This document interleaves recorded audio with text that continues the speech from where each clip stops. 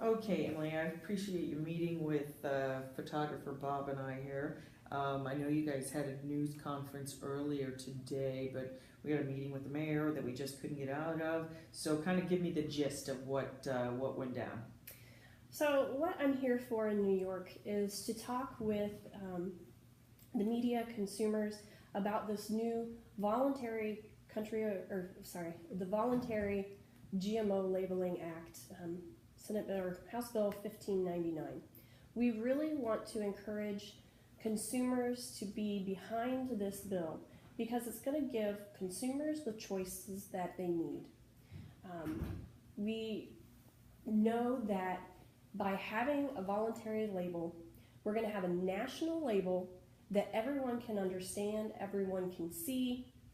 If we have a label from every state, such as Vermont is trying to do, people are going to get confused. We're going to be on label overload. You know, as a mother at the store, when my cell phone's ringing and the child's screaming and the person behind me is trying to get to the Wheaties as well, I don't have a ton of time to look at all of the labels. So I need to be able to look at them quickly, process them, and go on about my shopping experience. So we think it's really important that by having this voluntary GMO label, we can have something that's going to be easier for consumers to make that choice. But so, wouldn't they also have a choice if there was one mandatory federal label? Then they could be assured that all the companies are complying with this instead of just those that feel like it. Well, any person who understands marketing and sort of that supply and demand chain, which I'm sure you understand, if a company goes ahead and puts a product label on that says non-GMO, even if they're not required, they want to put that on there because they know that's what consumers are asking for in the marketplace today. So if they put that on, then all of those companies who are not putting it on are essentially letting us know that they're not GMO free. And so in the marketplace, consumers are going to be able to make that choice. And over time, those who aren't labeling are going to be pushed out of the market. And so the voluntary is allowing us to sort of have those freedoms that we are used to in the United States without adding more regulations.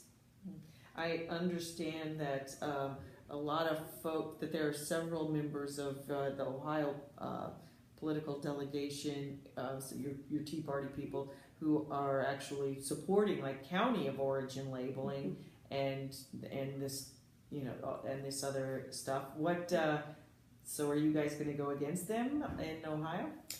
Well, the American Farm Bureau, we're definitely for the country of origin labeling. As I've said with the voluntary GMO, we want consumers to have a choice. My other hat beyond being a mom and a farmer, I'm a researcher at the land-grant university.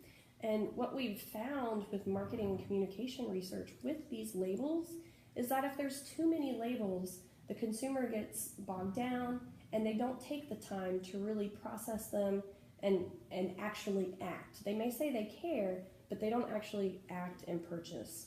So if we're adding tons of labels, by adding a GMO label, a gluten label, a fat-free label, and then we add a county of origin, at some point we're going to have too many labels on a product for the general consumer to even care about. And we want to make it easy for the consumer. The other thing is truthfully, in Ohio, we have over 88 counties. And while I'm an educated person, I can't remember every county, let alone remember what county's 2 counties away. So I may not even know that that's the closest one to me. So it's better if I, know that the food's safe. If I'm looking for something that's gluten-free or looking for something at GMO, I'd rather see those labels than what county it's coming from. But so does that mean that Ohio Farm Bureau will withhold support for these folks, who are these Tea Party folks who are supporting it? Is it that big a deal to you guys? I think we're still researching, we're still looking at the issue, and so we haven't necessarily come out as pro or against this. As I said, we're very much for country of origin labeling. We're very much for a voluntary GMO label. If you get on a plane, you're not looking and asking the pilot for their credentials. You trust that they've taken their training, they've had their hours, and it's going to be a safe flight. We hope that people could trust the farmer the same way and know that we have the credentials to make good choices, safe food that our family is eating as well, and not needing all of the labels per se. But you're saying, and maybe they do trust the farmers, but you're also expecting them to trust processors who are out to make big bucks off of people, and that certainly leaves a lot of people to a lot of suspicions from the likes of Monsanto and ConAgra and these other folks.